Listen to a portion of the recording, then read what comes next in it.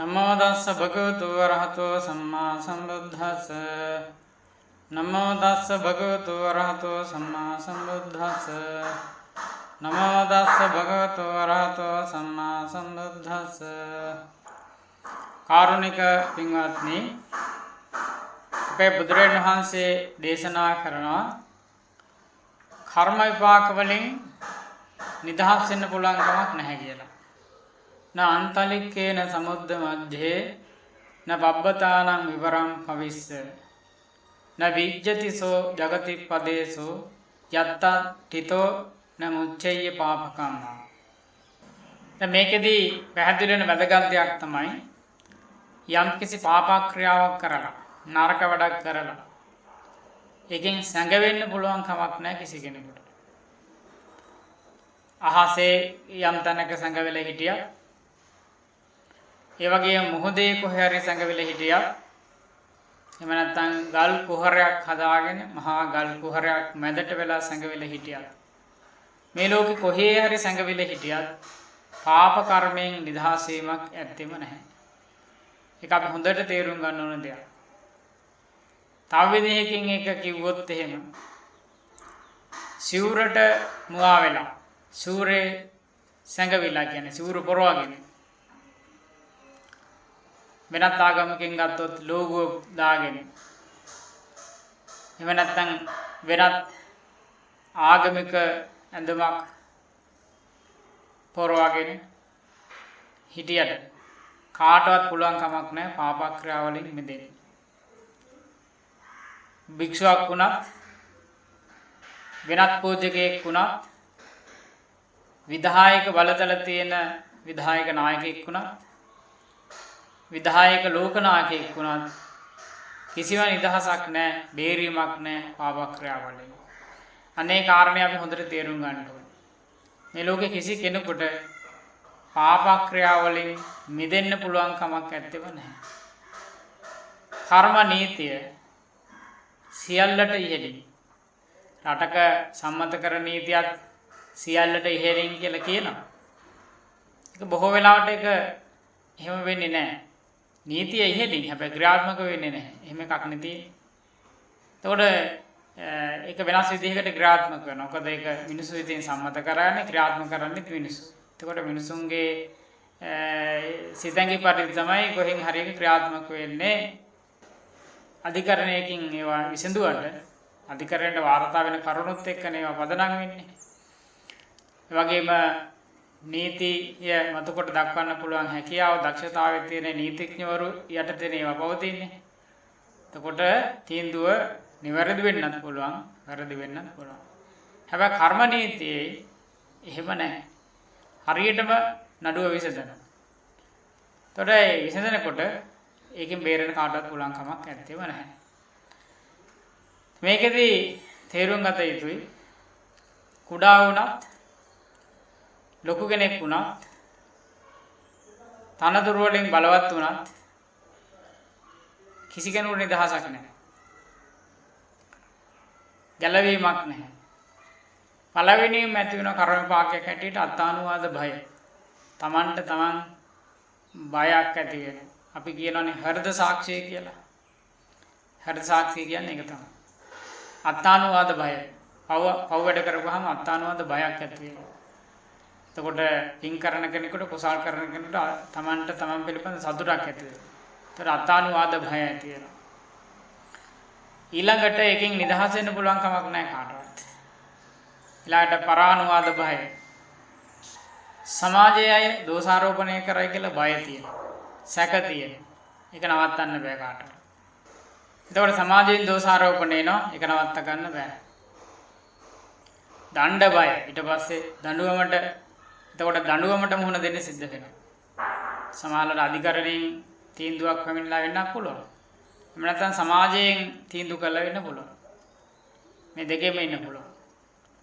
ඊළඟට නිරේ භය කියන එක අන්තිමට ඇති වෙනවා. එතකොට මේ දෙකෙන් අනිවාර්යෙන් භය දෙකක් තියෙනවම තමයි. අත්තානුවාද භයයි, නිරේ භයයි කාටවත් වෙනස් කරන්න බෑ. අනිත් ඒවායින් වැහිලා ඉන්න පුළුවන් සමහරවිට තනතුරු නිසා, ලෝභුව නිසා, සිවුර නිසා වැහිලා ඉන්න පුළුවන්. ඒත් අද ඒක ලේසි නෑ.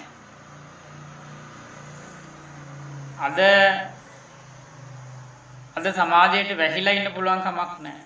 පෙර කියපු දේවල් නැවත බලන්න පුළුවන් දැන්. ඒවා වීඩියෝ කරගෙන එහෙම නැත්නම් වාර්තා කරගෙන වාර්තා කරලා ඔක්කොම තියෙනවා. රහසිගතව වුණත් එහෙම නිවන් ගන්න බෑ. දැන් කාට හරි දුරකථන නැමතුමක් ගත්තත් ඒවා පටිගත වෙනවා. රෙකෝඩ් වෙනවා. ඒවා තියෙනවා. අපි හිතනවා ෆෝන් එකක් අරගෙන කාමරයකට වෙලා සංගවිලා යමක් කරොත් ඒක රහසිගතයි කියලා. කිසිසේත්ම රහසිගත නැහැ. කරන කියන සේරම හැමදේම වාර්තා වෙනවා. ඒවා පටිගත වෙනවා. සමහර අය ඔක්කොම එළියට දානවා ඊට පස්සේ. දැන් ඒවා එළියට එනවනේ. රහසිගතව කතා කරපු දේවල්. මොබයිල් ෆෝන් එකක් කියන්නේ තමන් හිතාගෙන ඉන්න එක රහසිගතයි කියලා කිසිසේත්ම රහසිගත නැහැ. ඒක අනිත් අයටවත් වඩා භයානකයි. සමහර අර සතර කම්මන්ත්‍රණ කියලා ඒ කාලේ තියෙනවනේ මේ උම්මග ජාතකයේ කියනවනේ.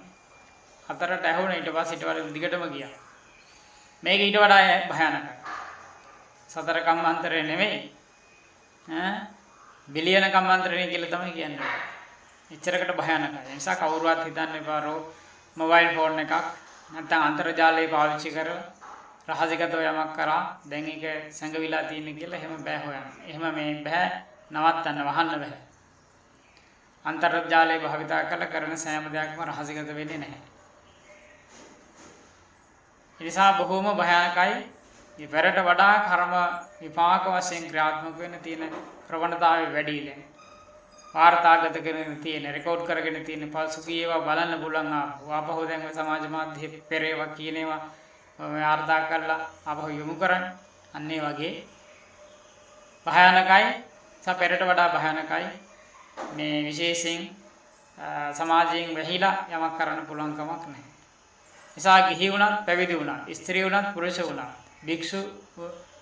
භික්ෂුවක් හැටියටත් ආගමික පූජකයෙක් හැටියටත් විධායක ජනාධිපති වුණත් ලෝකේ පාලනය කරන නායකයෙක් වුණත් මොනතරම් බලතල තිබුණත් පව් වැඩ කළොත් නිදහස් වෙන්න හම්බෙන්නේ නැහැ. ඊටාම සූක්ෂම විදිහට ඒව අහු වෙනවා. සමහරවිට තමන්ගේ බලයේ දින කාල වහගෙන ඉන්න පුළුවන් යටපත් කරගෙන ඉන්න පුළුවන් හරියට රබර් බෝලයක් දියට හංගගෙන ඉන්නවා වගේ සංගවගෙන ඉන්න පුළුවන් සමහර ක්‍රියාකාරකම්. මතුවෙන්න නොදී නමුත් මතුවෙන දවසට ඒක නවත්තන්නත් බෑ. අනිවාර්යෙන් මතුවෙනවා. මතුවනහම සියල්ලම අවසන්. හරියට සංගවිලා තියෙන වැසිකිළියක් ගොඩ දැම්මා වගේ. මුළු පළාතම මුළු සමාජයේම මේ දුර්ගන්ධය හමන්න පටන් ගන්නවා. පෙරට වඩා වේගෙන් මේ ගඳ හමන්න පටන් ගන්නවා. නිසා බොහොම භයානකයි මේ පාප ක්‍රියාවන් සම්බන්ධයෙන්. පෙරට වඩා හරි භයානකයි. ඒ නිසා හොඳට මතක තියාගන්න ඕනි කාරණයක් තමයි අපේ පව් වලින් පාප ක්‍රියාවලින් සංගවෙන්න බෑ කියන එක. සිවුර පුරවාගෙන හිටියත් ස්ලෝගෝ පුරව දාගෙන හිටියත් වෙනත් ආගමික පූජකයෙක් කියන්තුමක් දාගෙන හිටියත් පූජාසනයේ හිටියත් ලේසි නැහැ බේරෙන්න. විධායක බලතල තියෙන කෙනෙක් වුණත් බෑ බේරෙන්න. ලෝකේ පාලනය කරන ලෝක නායකයෙක් වුණත් බෑ. එතකොට අත්තානුවාද බය, පරානුවාද බය, දණ්ඩ බය, නිරේ බය මේ හැම වෙලාවෙම ඇති වෙනවා. මේවාට දඬුවම් විඳින්න ගියාම ඊට වඩා භයානකයි. සමහර වෙලාවට ලෝභයට යට වෙලා, මෝහයට යට වෙලා, ඒවයි වහලුම් වෙලා පාප ක්‍රියාවන් කරනවා. ඒවයි කර්ම විපාක එන්න ගියාම පහසු නැහැ. අපි නිරන්තරයෙන්ම කියනවානේ කරන කලට පව් මිහිරිය මීසේ. පව් කරනකොට බොහොම හොඳයි. හරි රසයි. විඳින කලට දුක් දැඩි වෙයි ගිනිසේ. ඒ විපාක එනකොට ඒක ලේසි වෙන්නේ නැහැ. ඒ වෙලාවට සමහරවිට ගින්න හොඳයි. ගින්නෙන් විනාශ වෙන්නේ මේ ජීවිතේ විතරයි. හැබැයි සංසාර ගමනම අරක නිසා විනාශ වෙනවා. හොඳට සිහියෙන් සහ නුවණින් අපි මේක තේරුම් අරගෙන යහපත් කර්ම විපාක කරන්නට හැම වෙලාවෙම උත්සාහ කරමු. සංගවිලාවත් පව් වැඩ කළොත් ඒක විපාක එනවාමයි. නවත්තන්න පුළුවන් කමක් නැහැ. සාර්ථක ජීවිත ගත කරන්න, සෞභාග්‍යමත් ජීවිත ගත කරන්න හැමදෙනාටම ආශිර්වාද කරමි. අද අපේ ධර්මානුශාසනාව අවසන් කරන හැම දෙනාටම තෙරුවන් සරණයි.